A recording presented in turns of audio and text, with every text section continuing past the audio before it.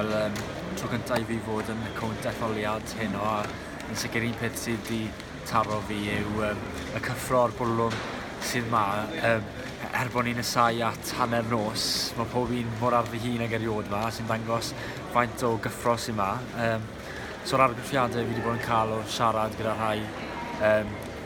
o aelodau o'r pleidiau sydd yma, yw bod y twried, maen nhw on the up fel maen nhw'n gweud, a mae'n dangos cynnydd sylweddol yn pleidlais nhw'r samplu maen nhw'n cael. A falle mae Plaid Cymru a Bennig yn edrych yn addawol iawn I nhw o beth ni'n clywed o Sion o Blaid Cymru, a wedyn ni'n credu Democratiaid Rhyddfrydol wedyn falle ychydig yn fwy siomedig gyda beth ni'n clywed ar hyn o bryd. Yn sicr o beth fi'n clywed, fi'n credu bod hi'n mynd I fod yn ras dau geffyl rhwng Twried a Plaid Cymru gyda, fi'n credu falle bydd Ben yn cipio'r sedd yn y diwedd.